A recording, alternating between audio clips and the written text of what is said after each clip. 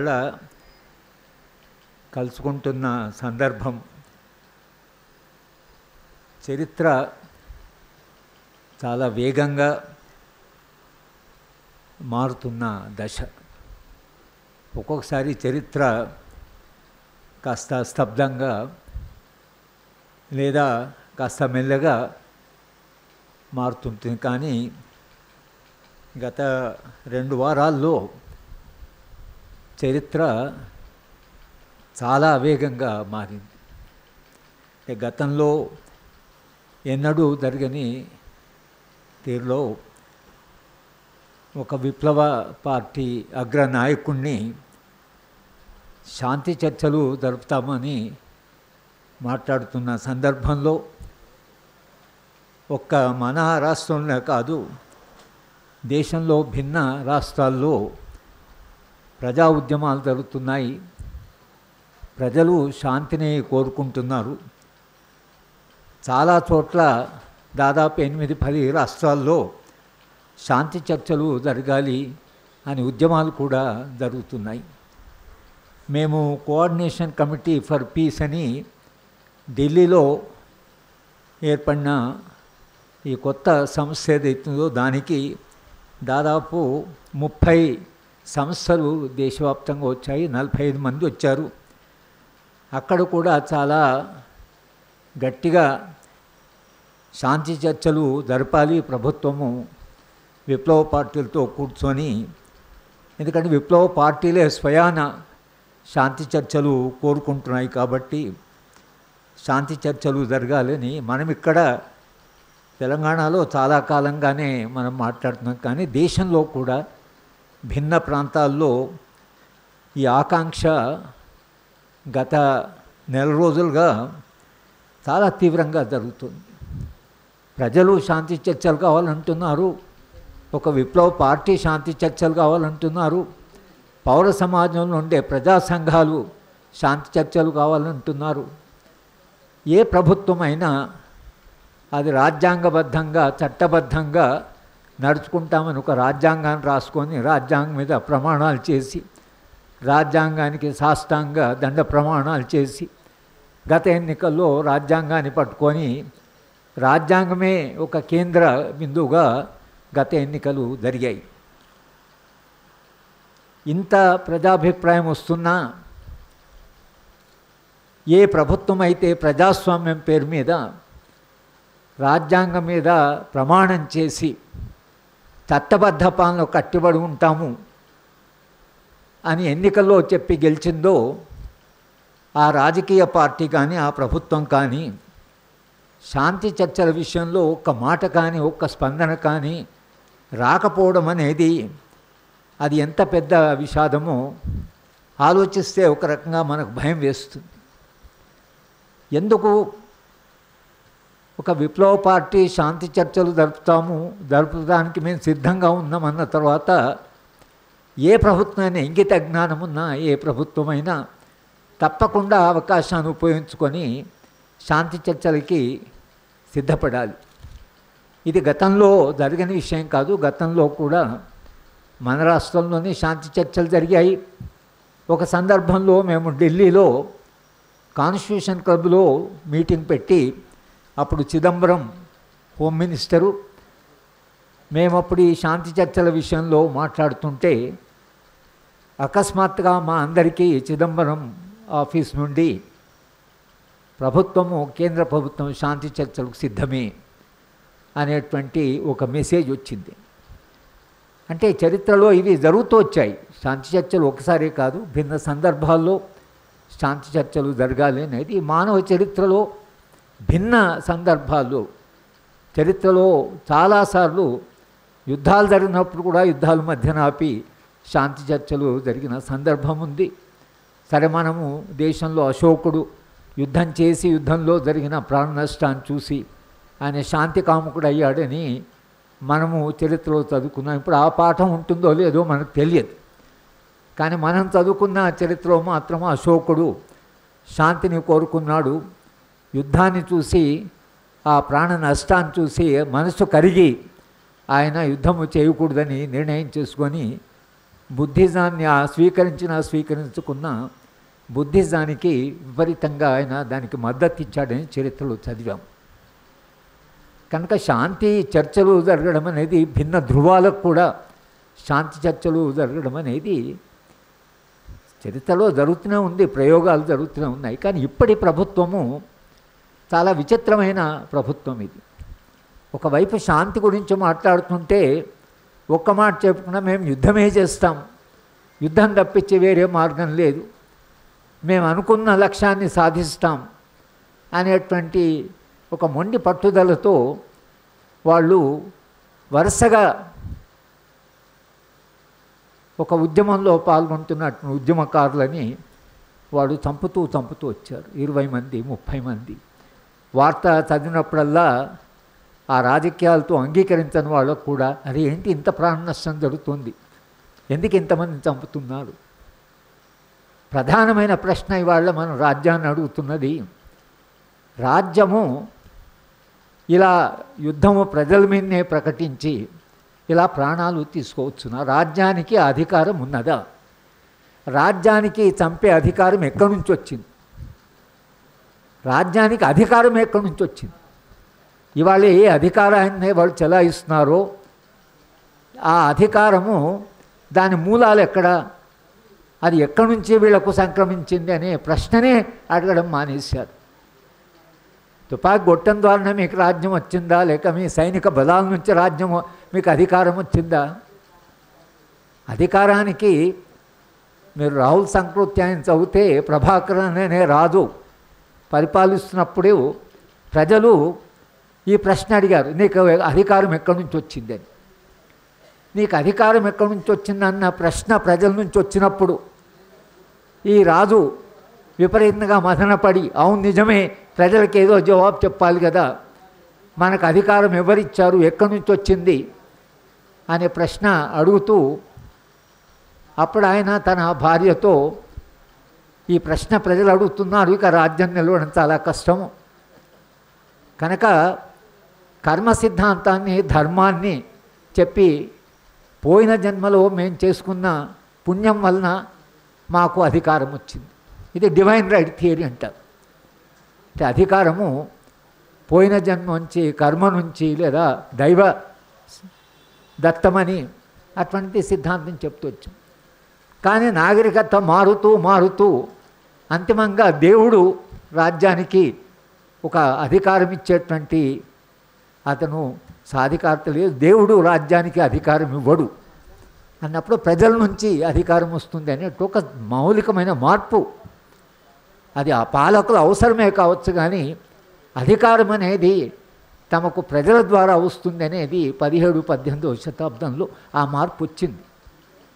అక్కడి నుంచే రాజ్యాంగ ప్రమాణం అంటే ప్రజలను పాలించేప్పుడు ఎట్లా పరిపాలిస్తారు, ప్రజలకు అనుగుణంగా ప్రజలకు మంచి శ్రేయస్సుకు ప్రజల కొరకే పనిచేస్తాము అనేటువంటి ఒక సిద్ధాంత పరంగానే ఈ మార్పు వచ్చింది. ఆ మార్పుతోనే రాజ్యాంగాలు రాసుకోవడము, ప్రజలకు అది వాగ్దానం. ప్రజలతో పాలకులకు ఉండేటువంటి ప్రధానమైన సంధానం ఏంటంటే లేదు మీ మంచి కొరకే పాలిస్తాం అని ఇంకా ముందుకు వెళ్ళి భారత రాజ్యాంగం అయితే we the people of India, మాకు అధికారం అంటే ఈ దేశ ప్రజలు ఈ రాజ్యాంగాన్ని రాసుకున్నారు, లేదా దేశ ప్రజల వాళ్ళ యొక్క ఆకాంక్షల మేరకి రాజ్యాంగాన్ని రాసుకున్నారని మనం రాజ్యాంగం రాసుకున్నాం. రాజ్యాంగంలో రాజ్యము బలప్రయోగం చేసేప్పుడు కొన్ని ప్రమాణాలకు కట్టుబడి నిజానికి ఒక చట్టబద్ధ పాలనకు కట్టుబడి కొన్ని ఆ నియమాలు ఏవైతున్నాయో రాజ్యం మీద ఉన్నాయి. రాజ్యం దగ్గర ఉండే లక్షలాది ఈ సాయుధ బలగాలు ఏవైతున్నాయో వాటిని ఒక్కసారి ప్రజల మీదకి వదిలేసి ఏ నిబంధనలు ఏ నియమాలు లేకుండా ఒకవేళ వాళ్ళని ప్రజల మీద వదిలేస్తే వాళ్ళు కొన్ని దేశాల్లో లక్షల మందిని, కొసావో అనే దేశంలో 1,30,000 మంది మహిళలను వాళ్ళు అత్యాచారం చేస్తారు. దాంట్లో 33,000 మంది మహిళలు వాళ్ళు ప్రెగ్నెంట్ అయ్యారు. అంటే ఒక్కసారి మీరు సాయుధ బలగాన్ని సమాజంలోకి వదిలేసిన తర్వాత ఇక సమాజం దాని వాళ్ళు ఎట్లా కంట్రోల్ చేయాలి, సమాజం దగ్గర ఏమున్నది, మన దగ్గర ఏమో ఆయుధాలు లేవు. ఒకే ఒక దేశం, నేను చాలా సందర్భాలు చెప్పాను, ఒకే ఒక దేశంలో ప్రజలు రాజ్యాన్ని పూర్తిగా నమ్మనిది అమెరికా. అమెరికాలో సివిల్ వార్ తర్వాత రాజ్యాంగం రాస్తున్నప్పుడు ప్రజలు తమ దగ్గర ఉండే ఆయుధాలను, ఎందుకంటే సివిల్ వార్లో ప్రజల దగ్గర ఆయుధాలు ఉన్నాయి, ప్రజలు తమ ఆయుధాలని రాజ్యానికి అప్పజెప్పాలి అని అన్నప్పుడు, రాజ్యాంగం రాస్తున్నప్పుడు ప్రజలు ఆయుధాలను మేము ఇవ్వం, రాజ్యం మీద మాకు నమ్మకం లేదు, మా ఆయుధం మా దగ్గరే ఉంటుంది కనుక అమెరికాలో right to bear the weapon, ఆయుధాన్ని కలిగి ఉండేటువంటి హక్కును అమెరికన్ రాజ్యాంగం రాసుకుని ఇప్పటికి కూడా వాళ్ళు దాన్ని మార్చలేకపోతున్నారు. అందుకని అమెరికాలో ప్రతి ఇంట్లో గన్స్, ప్రతి ఇంట్లో ఆయుధాలు ఉంటాయి. అందుకనే పిల్లలు అప్పుడప్పుడు ఆయుధాలు తీసుకుపోయి స్కూళ్ళల్లో తమతో పాటు చదువుకున్న వాళ్ళని చంపడం ఇవన్నీ జరుగుతూనే ఉన్నాయి. వాళ్ళు బుల్లెట్స్ను కూడా కూరగాయలు కొంటాట్లో కొన్నట్టుగా కొన్ని బుల్లెట్స్ కూడా కొని పెట్టుకుంటుంటారు. అది ఒక భిన్నమైన రాజ్యం. మన దేశంలో మనందరం సాధారణ ప్రజలందరూ కూడా ఆయుధాలు, దాని మొనోపలి ఏదైతుందో అది రాజ్యానికి ఇచ్చాం. రాజ్యం దగ్గర ఆయుధం ఉంది, మన దగ్గర ఆయుధం లేదు. మనకేమి రక్షణ, రాజ్యమే మన రక్షణ కల్పిస్తుంది అని ఒక నమ్మకం. రాజ్యము మనకు రక్షణ కల్పించాలి. Security of the citizen is the responsibility of the state. మనకేమైనా కష్టమైనా అనష్టమైనా మనకెవరు రక్షణ అంటే రాజ్యం. అనుభవంలో ఇప్పుడు ఏం చెప్తుందంటే, రాజ్యం దగ్గర ఆయుధాలున్నాయి, విపరీతంగా పెంచుకుంటున్నారు, మీ దగ్గర చాలా ఆయుధాలున్నాయి, చాలా ఆయుధ బలగాలున్నాయి, మీరు ఆ ఆయుధాలని ఎలా ఉపయోగించాలి? సమాజంలో ఎవరైనా ఆయుధం, అది విప్లవ పార్టీ మీద కూడా ప్రధానంగా ఉండే ఆరోపణ ఏంటి? ఆయుధాలు ఎట్లా పట్టుకుంటారు, ఇది ఇల్లీగల్ కదా, చట్టబద్ధంగా అది అంగీకారం లేదు కదా, చట్టం ఒప్పుకోదు కదా. చట్టము ఎందుకు ఒప్పుకోదు అని అంటే, మీరు చట్టబద్ధంగా ఉపయోగిస్తారో లేదో ఆయుధాన్ని, కనుక మీ దగ్గర ఆయుధాలు ఉండడం అనేది రాజ్యాంగానికి వ్యతిరేకం. అదే కదా, ఇంకా దానికంటే మించిన ఆర్గ్యుమెంటే ఉంటుంది. పౌరుడి దగ్గర ఆయుధం ఉంటే రాజ్యం ఆయుధాన్ని మన దగ్గర ఉండడానికి చట్టబద్ధంగా లేదని, చట్ట ప్రకారం నువ్వు ఆయుధాన్ని కలిగి ఉండడానికి వీలు లేదని అన్నారు. సరే, మేము ఆయుధాలు లేవు మా దగ్గర, మీ దగ్గర ఆయుధాలు ఉన్నాయి, మరి మీ ఆయుధము చట్ట వ్యతిరేకంగా ఉపయోగిస్తే పౌరుడు ఏం చేయాలి? ఇవాళ మనం ఎదుర్కొంటున్న ప్రశ్న అది. చట్టానికి వ్యతిరేకంగా మీరు మీ దగ్గర ఉండే ఆయుధాలను కానీ మీ బలాన్ని కానీ పౌరుడికి వ్యతిరేకంగా మీరు ఉపయోగిస్తే సమాజం ఏం చేయాలి? కనుక ఇవాళ విప్లవ పార్టీల దగ్గర ఆయుధాలు ఉన్నాయి కాబట్టి మేము ఆయుధాలు ఉన్న వాళ్ళని చట్టబద్ధంగా మేము వాళ్ళని నియంత్రించాలి, ఎందుకంటే రాజ్యాంగం మాకు చెప్పింది కాబట్టి రాజ్యాంగం ప్రకారం చేయాలి అని మీరైతే అంటున్నారో, మీరు వాళ్ళ గత 3-4 నెలలుగా లేదా మీరు అధికారంలోకి వచ్చిన తర్వాత ఏ రాజ్యాంగాన్ని, ఏ రాజ్యాంగ ప్రమాణం, ఏ చట్టబద్ధ పాలన అనుగుణంగా మీరు ఆయుధాలని వాడుతున్నారు? అంటే అంతకుముందు కనీసము ఆయుధం వాడడానికి రాజ్యానికి ఒకే వెసులుబాటు ఉంటుంది, అది ప్రాణరక్షణ కొరకు. ప్రతి వాళ్ళు ప్రాణం చాలా విలువైంది కాబట్టి ఆ విలువైన ప్రాణాన్ని ఎవరైనా దాని మీద దాడి చేయడానికి వస్తే ఆ దాడి చేస్తూ ఎవరైతే పడుతుంది అనుకుంటారో వాళ్ళు ఆయుధాన్ని ఉపయోగించారు. అందుకనే ఎన్కౌంటర్ అంటే. అయితే అది ఎక్కడ దాకపోయినా ఒకసారి మన హెచ్డి దొరగారు డీజీపీ ఉన్నప్పుడు నేను ఏదో ఆయన దగ్గరికి మాట్లాడకపోతే, నిన్న మీరు ఆయుధము చట్టబద్ధంగా ఉపయోగించాలి కదా అంటే ఆయన నాకు ఒక విచిత్రమైన జవాబు చెప్పాడు. హరిగోపాల్ గారు, ఒకవేళ మీరు నా మీద దాడి చేస్తున్నారని మీకు అనిపిస్తుందని నాకు అనిపిస్తే నేను ఆయుధం ఉపయోగించు. నేను నా మనసులోనే మీకేట తెలుస్తుంది సార్, నాకు అనిపించాలంటే. అంటే నాకు అనిపించదు మీకు అనిపిస్తే అది చట్టబద్ధం ఎట్లయితేని నా భయం నాది. అంటే ఇక్కడి దాకా వెళ్ళారు, నాకు భయం వేసి నాకు అనుమానం వేసి, పోనీ ఇప్పుడు అవి కూడా లేదు, అవన్నీ ఆ భయం వేసింది లేదా వాళ్ళు ఆయుధం ఉపయోగిస్తారు, మేము వాళ్ళు ఆయుధం ఉపయోగిస్తే మేము ఉపయోగించి ఇంత కొంతకాలం నడిచింది. ఇప్పుడు పూర్తిగా నగ్నంగా మేము వాళ్ళని ఎలిమినేట్ చేస్తాం. ఇవాళ ఒక పౌర సమాజంగా ఇక్కడ మేమందరం కలిసి మిమ్మల్ని అడుగుతున్న ప్రశ్న ఏమిటంటే, ఆయుధాన్ని మేము ఉపయోగించి ఒక గ్రూప్ని ఎలిమినేట్ చేస్తాం అనే అధికారం మీకుందా? ఆ అధికారం మీకు ఎక్కడి నుంచి వచ్చింది? మీరు వాళ్ళ ఆయుధాన్ని ఇట్లా ఏ నియంత్రణ లేకుండా మీరు ఉపయోగిస్తే ప్రజలకు రక్షణ ఏమిటి? ఇవాళ సమాజం అడగాల్సిన ప్రశ్న. ఇంత విచ్చలవిడిగా బలప్రయోగం చేయడం అనేది రాజ్యానికి మనం అంగీకరిస్తే, రేపు ఇదే బలప్రయోగము సాధారణమైన సామాన్యమైన ప్రజల మీద, ఇండస్ట్రియల్ వర్కర్స్ మీద, తర్వాత వాళ్ళు శ్రామికుల మీద, లేదా మహిళా ఉద్యమం మీద, లేదా ఆదివాసుల ఉద్యమం మీద, దళిత ఉద్యమం మీద, ఈ ఉద్యమాలన్నీ రేపు మాకు కావాల్సిన ఈ సమాజంలో మాకు కావాల్సిన డిమాండ్ ఏంటంటే మీరు ఉద్యమం చేస్తారా, మీరు డెమాన్స్ట్రేషన్ చేస్తారా అని ఒకవేళ ఇదే పద్ధతిని మీరు రేపు అవలంబిస్తే మీకు అడ్డేమిటి, మీకు అట్లా మేము అడ్డు పట్టే శక్తి ఏమిటండి? ఈ సమస్య ఇవాళ ముఖ్యంగా బస్తర్ విషయంలో మనకు చాలా స్పష్టంగా బయటపడుతుంది. ఏంటంటే ఆదివాసీ పోరాటాలు కేవలం మావోయిస్టుతో ప్రారంభం కాలేదు. మనం ఎన్నో సందర్భాలు చెప్పుకున్నాం. ఆదివాసీ పోరాటాలు మావోయిస్ట్ పార్టీతో మొదలు కాలేదు, మావోయిస్ట్ పార్టీతో అంతం కావు. అవి 200 ఏళ్ళ నుంచి జరుగుతున్నాయి. అప్పుడు వాళ్ళ దగ్గర ఉండే ఆయుధాలు వాళ్ళు ఉపయోగించారు, బాణం కావచ్చు, అదే వాళ్ళు చిన్న చిన్న వాళ్ళ ఆయుధాలు వాళ్ళు ఉన్నాయి, వాటి ఉపయోగించి తమను తాము రక్షించుకున్నారు. మా అడవిలోకి రావడానికి వీలు లేదని వాళ్ళు నిరంతరంగా చెప్తున్నారు. ఈ అడవి మాది, ఈ అడవి మాది అని వాళ్ళు అంటున్నారు. రాజ్యాంగ సభలో కూడా జైపాల్ సింగ్ ఈ మాట అన్నాడు. మీరందరూ బయట వాళ్ళు, మీరు వేరే ప్రాంతాల నుంచి వచ్చారు, మేము మాత్రమే ఆదివాసీలం. ఇవాళ మీరు రాజ్యాంగం రాసుకుంటున్నారు, మా రక్షణ ఏమిటి అని ఒక ప్రశ్న అడిగితేనే నెహ్రూ గారి రెజల్యూషన్ మీద డిబేట్ జరిగి అది అంతిమంగా షెడ్యూల్ 5 వచ్చింది. షెడ్యూల్ 5లో మనం ఏం వాగ్దానం చేశాము ఆదివాసీలకి? రాజ్యాంగంలో మీరు చేసిన వాగ్దానం ఏమిటి? మీ ప్రాంతానికి మేము గతంలో వచ్చినప్పుడు మీరు పోరాటం చేశారు, స్వాతంత్రోద్యమం కూడా పోరాటాలు చేశారు. ఇవాళ మీకు సంపూర్ణ రక్షణ కలిగిస్తున్నాము, మీ ప్రాంతానికి రావడానికి. కానీ రాజ్యం మీ ప్రాంతం మీ అనుమతి లేకుండా మేము అడవిలోకి రామని రాసుకున్నారు కదా.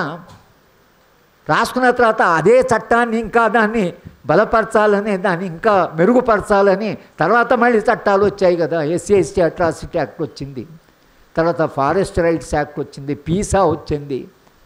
మరి ఇవన్నీ చట్టాలు దేని కొరకు వచ్చినట్లు?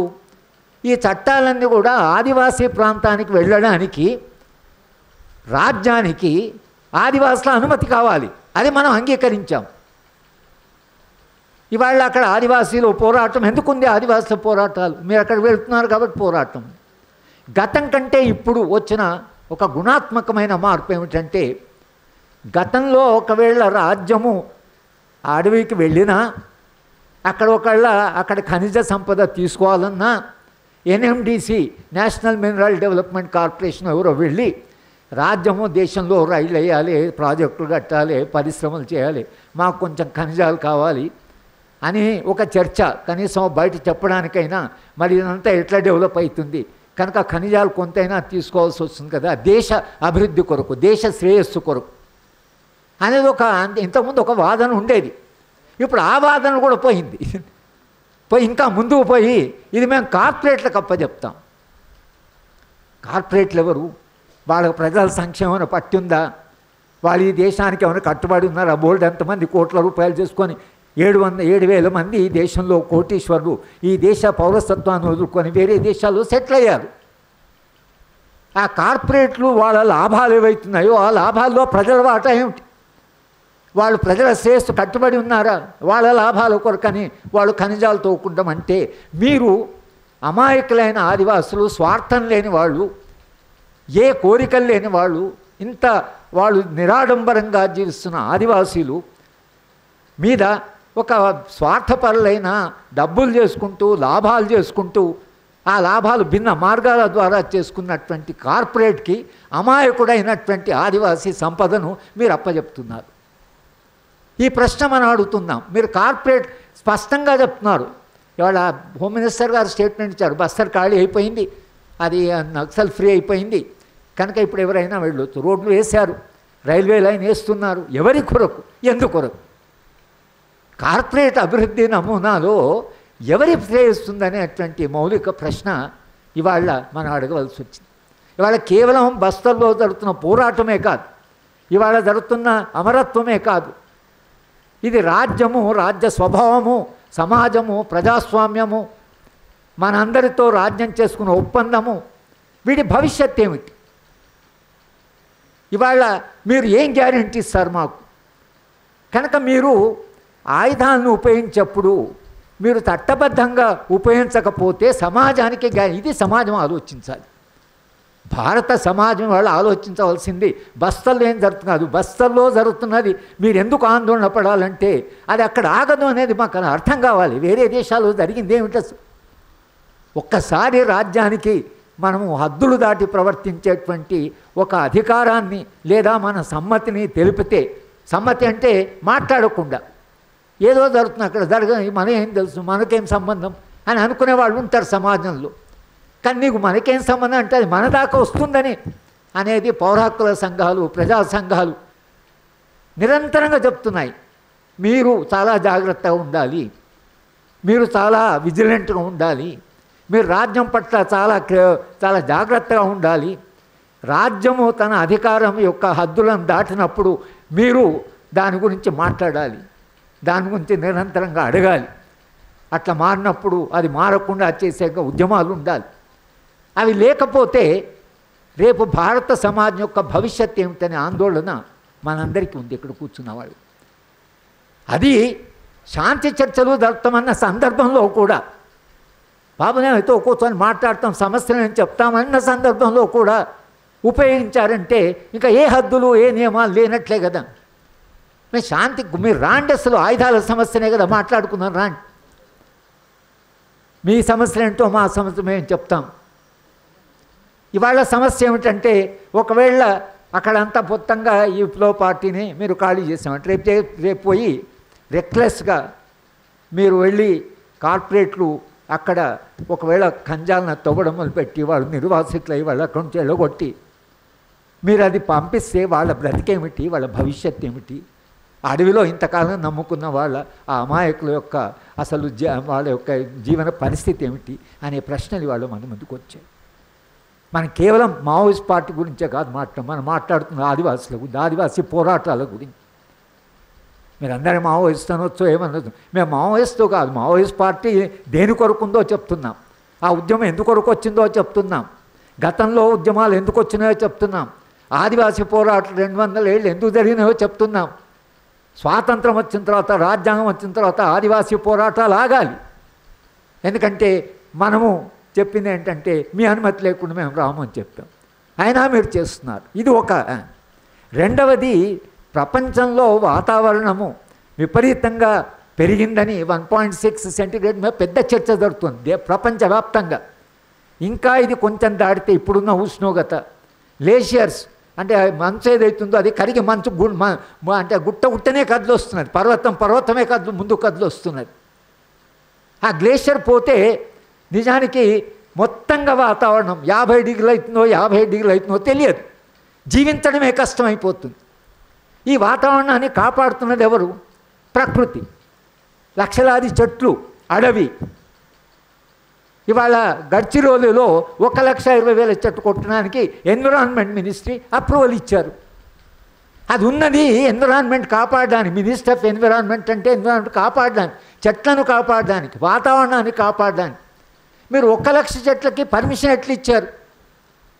అక్కడ 1,00,000 చెట్లు అయితే ఇప్పుడు బస్తర్లో 2,00,000 చెట్లు మళ్ళీ పెడతారట. ఎక్కడ పెడతారు? 1,00,000 చెట్లు అడవినే ఉంది తీసేసి 1,00,000 చెట్లు పెట్టాం. ఎక్కడుంది స్థలం?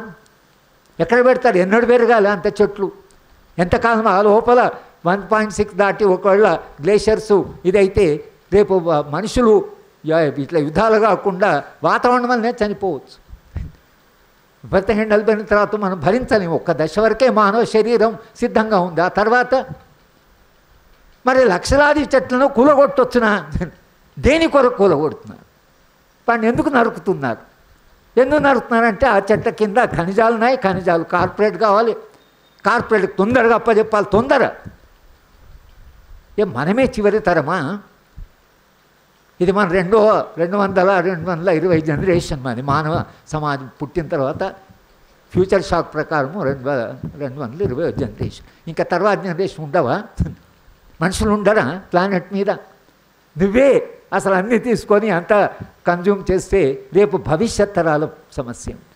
మేము కూడా మనుషులుగా గత తరాలు మాకిచ్చిన సంపద వారసత్వము అది వాళ్ళు మాకిచ్చి ఈ మాత్రం శీతోకృష్ణ వాతావరణం ఇచ్చిపోయారు. రేపు మనము మన తరం భవిష్యత్ తరాలకు ఇచ్చేదేమిటి? రేపు నిజంగానే భవిష్యత్ తరాలు ఉష్ణోగ్రత పెరిగి మనుషులు పిట్టల్లాగా చనిపోతుంటే వాళ్ళు మన అందరి గురించి ఏమనుకుంటారు? ఎటువంటి మనుషులు వీళ్ళు, అసలు మా పోయిన తరాలు ఏంది మనకి తయారు చేశారు, ఇది మనుషులేనా అని ఈ తరం మీద వచ్చే తరాల యొక్క ఆరోపణలు కానీ లేకపోతే వాళ్ళ క్రిటిసిజం కానీ విపరీతంగా ఉండబోతున్నది. వాళ్ళు మనని అసహించుకోవచ్చు కూడా, ఏం చేసిపోయారు, ఇట్లా చేసిపోయారు. కనుక ఒక భవిష్యత్తు పట్ల కూడా ఒక బాధ్యత ఉంటుంది కదా, ప్రభుత్వానికి భవిష్యత్తు పట్ల కూడా బాధ్యత ఉంటుంది కదా. అటు వాతావరణం చూసినా, లేక ఇట్లా ట్రైబల్ జీవితాన్ని గురించి చూసినా, ఇటు ప్రజాస్వామ్యాన్ని గురించి ఆలోచించినా, ఇటు చట్టబద్ధ పాలన గురించి ఆలోచించినా, రాజ్యాంగాలు చేసిన వాగ్దానాల గురించి ఆలోచించినా, ఈ అన్ని విలువలు కూడా ఇవాళ విధ్వంసంలో ఉన్నాయి. ఇవన్నీ విధ్వంసం అవుతున్న తరుణంలో మనం ఇక్కడ కలిసాం. కేవలం మనం ఒక యాంగిల్ నుంచి మనం అన్ని కాంప్రహెన్స్గానే మనం మాట్లాడుతున్నాం. ఓల్డ్ స్టూడెంట్స్ ఎవరైతున్నారో, గతంలో ఈ పార్టీలలో ఈ విశ్వాసాలు ఉన్నవాళ్ళు, సరే వాళ్ళ వేరే వేరే వృత్తుల్లో వేరే వేరే కార్యక్రమాలు ఉన్నారు. అయినా ఆనాడు వాళ్ళకున్న విశ్వాసాల వలన, ఆనాడు వాళ్ళు నిలబడ్డ విలువల వలన ఇవాళ వేరే వేరే వృత్తిలో ఉన్నా, అరే మనకు బాధ్యత ఉంది కదా, మనమేనా చేయాలి కదా, మనం సైలెంట్ ఉండకూడదు, ఒక కాలంలో ఈ విశ్వాసాల కొరకు మనం నిలబడ్డాం కదా, మళ్ళీ మనం ఒకసారి కలిసి మన గత విలువల్ని విశ్వాసాలను గుర్తు చేసుకుంటూ మనకు చాతనేంత, మనకు వీలైనంత మనం సభలు పెట్టుకొని, సదస్సులు పెట్టుకొని భవిష్యత్ తరాలని హెచ్చరిక చేస్తూ, ప్రభుత్వాన్ని నిరంతరంగా ప్రభుత్వంతో సంభాషిస్తూ, ప్రభుత్వాన్ని ఒత్తిడి పెడుతూ శాంతి చర్చలు జరపడం, అది ఎన్నో కారణాల వల్ల అవసరం కనుక. శాంతి చర్చలు జరిపితే ఏం జరుగుతుంది అంటే, శాంతి చర్చల్లో ప్రధానమైన అంశాలు బయటకు వస్తాయి. మీరు రేపు ఖనిజాలు తవ్వితే ఆదివాసులు నిర్వాసితులు అవుతే వాళ్ళ భవిష్యత్తు ఏమిటి చర్చల్లో వస్తుంది. శాంతి చర్చ అంటే అదే కదా, వాళ్ళు శాంతియుతంగా జీవిస్తారా, వాళ్ళకు మీరు ఆల్టర్నేటివ్ ప్రత్యామ్నాయం ఏం చూపిస్తారు, ఆదివాసులకి మీరు చూపించే అభివృద్ధి నమూనా ఏమిటి, మీ అభివృద్ధి నమూనా చూస్తే మాకు ఈ డైరెక్షన్లో పోతున్నది, ఇట్లా పోతే ఆదివాసులు రేపు ఈ పరిస్థితి వాళ్ళది అధ్వానం కాబోతుంది, మీరు ఏం చేస్తారో మాకు చెప్పండి, సమాజానికి చెప్పండి ఏం చేస్తారు. శాంతి చర్చలు అంటే కొన్ని విలువల గురించి, కొన్ని మూలాల గురించి, సమాజం ఎట్లా ఉండాలనే దాని గురించి చర్చలు వస్తుంది. వాళ్ళు చర్చించకపోతే ఇద్దరు కూర్చొని మనం చర్చిస్తాం బయట. కనుక ఈ విలువలని రక్షించడం కొరకైనా ఇవాళ మనందరం మాట్లాడవలసిన అవసరం వచ్చింది. సమాజంలో ఎంత కాదన్నా ఒక చలనం వచ్చింది, మాట్లాడని వాళ్ళందరూ కూడా మాట్లాడుతున్నారు. చాలామంది ప్రశ్నలు అడుగుతున్నారు, ఏంటి ఇంత అన్యాయమా, పోనీ కనీసం చనిపోయిన వాళ్ళకి శవాలు కూడా ఇవ్వరా, శవాన్ని ఇవ్వరా. వాడు బేలాభాట్యం అని చెప్తోంది మాకు మీటింగ్ అయితే, ఆమె పాపం బూడిద తీసుకోవడానికి పోయారు, అది కూడా మన దగ్గర విశ్వాసం కుటుంబాలకు. కానీ అందరిని ఒక చోట ఎవరికి కాల్చారు, ఎవరి బూడిద ఎవరిదో తెలియదు, ఏది తీసుకోవాలన్నో తెలియదు. సరే అందరి బూడిద తీసుకొని అందరూ అమరులే కాబట్టి అదే పెట్టుకొని ఇంట్లో పెట్టుకొని, లేకపోతే అది గంగలోను కృష్ణలోను కలిపి వాళ్ళ విశ్వాసాలు, తల్లిదండ్రుల విశ్వాసాలు, బంధువుల విశ్వాసాలు, ఆ విశ్వాసాలను కూడా గౌరవించడం లేదు. అది కూడా హిందుత్వలో భాగంగా వచ్చిన విశ్వాసమే కదా, కనీసం ఆ విశ్వాసాన్నైనా గౌరవించాలి కదా. తల్లిదండ్రులు బంధువులు వస్తే కనీసం ఆ బూడిదైనా కాస్త జాగ్రత్తగా వాళ్ళకి అది కూడా చేయడానికి సిద్ధంగా లేరంటే ఒక అమానవీయమైన, అమానుషమైనటువంటి ఒక ఏదైతే ప్రవర్తన ఉందో, సమాజం అమానవీయంగా మారడం, సమాజము సాయదో హింసనే కాదు, సమాజం అమానవీయంగా మారడం, ఏ విలువల్ని గౌరవించకుండా, ప్రాణాన్ని గౌరవించకుండా, శవాన్ని గౌరవించకుండా, బూడిదని కూడా గౌరవించకపో. ఏమైపోయావు నువ్వు మనిషి, నువ్వు మనిషిగా ఏమైపోయావని, మానవత్వం ఏమైందని, మనిషిలో ఉండే స్పందన ఏమైందని, ప్రేమ ఏమైందని. అంటే ఇవి విలువలు ఏవైతున్నాయో, ప్రేమించడం కానీ, కలిసి జీవించడం కానీ, దుఃఖపడడం కానీ, చనిపోతే బాధపడడం కానీ, ఇవన్నీ మానవ విలువలే కదా. వాళ్ళు కూడా మనుషులే కదా, బాధపడారే పాపము.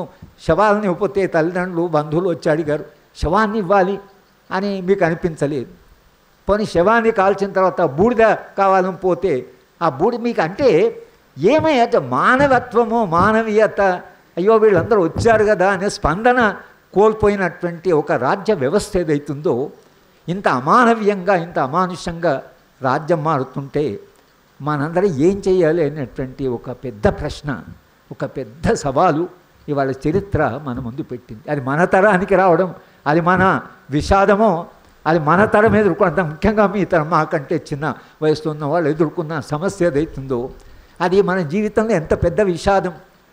పోరాటాలు జరుగుతున్నప్పుడేమో చాలా స్ఫూర్తి పొందాయి, కానీ పోరాటాలు నువ్వు ఇలా వచ్చే రాజ్యము ఇట్లా చేస్తుంటే ఆ రాజ్యానికి ఏమాత్రం విలువలు లేకుండా పోతే ఇటువంటి అమానవీయమైన రాజ్యాన్ని ఎట్లా మనం ఎదుర్కొంటాం అనేటువంటి ప్రశ్న ఏదైతుందో యువతరానికి, ముఖ్యంగా విద్యార్థులకి, యువకులకి ఇది మరింత పెద్ద ప్రశ్న. ఎందుకంటే వాళ్ళ తరము ఎదుర్కొనే ప్రశ్నలు మరింత కఠినమైన ప్రశ్నలు. కనుకనే ఇవాళ ఈ చర్చ జరగడం అవసరము. ఇప్పటికైనా రాజ్యానికి మనం చెప్తున్నా అంటే శాంతి చర్చలు జరపండి. ఇంత నష్టం జరిగినా జరపండి. శాంతి చర్చల్లో ఏం ప్రశ్నలు వస్తాయి వినండి, మీ విధానాలను ఆలోచించండి. భవిష్యత్తు ఏం జరుగుతుందో మీరు చెప్పండి. మేము చెప్తున్నాం భవిష్యత్తు చాలా దుర్మార్గంగా మారుతుంది, చాలా సంక్షోభంలో పడిపోతుంది అని మేము చెప్తున్నాం. మాకుండే అవగాహన మీరు చెప్పండి. మీరు ఎటువంటి సమాజం నిర్మాణం చేస్తారు, మీ సమాజంలో మనిషి ఎట్లుంటాడు, మీ సమాజంలో మానవ సంబంధాలు ఏమిటి, మీ సమాజంలో ఆదివాసీ ఎట్లా ఉంటాడు, మీ సమాజంలో అడవి ఉండదు, మీ సమాజంలో ఉష్ణోగ్రత పెరుగుతుంది, అది మేము చెప్తున్నాం. మీరు చెప్పండి. మీ అభివృద్ధి వలన ఏమీ లాభాలు జరుగుతాయో, మనిషి భవిష్యత్తు ఏమిటో మీరు చెప్పండి. ఇది చర్చ. శాంతి చర్చ అంటే ఇదే కదా. ఈ శాంతి చర్చ జరపమని ఇంత అన్నవాళ్ళు ఒక్క మాట ఇంతవరకు మాట్లాడలేదు. కానీ అది వాళ్ళు మాట్లాడలేదని మనం మాట్లాడకుండా ఉండడం అనేది ప్రమాదం. కనుక ఇవాళ మనం ఈ సదస్సు పెట్టుకొని మరొకసారి రాజ్యానికి మీరు శాంతి చర్చలు జరుపుతామని వాళ్ళు అన్నారు. కాబట్టి మీరు సమాజం మంచి కొరకైనా లేదా భవిష్యత్తు కొరకైనా శాంతి చర్చలు జరపండి. ఇది చారిత్రక అవసరం అని మనం మరొకసారి చెప్తూ ఈ సభ నిర్వహిస్తున్న వాళ్ళందరికీ కూడా అభినందన చెప్తూ నేను సెలవు తీసుకుంటాను.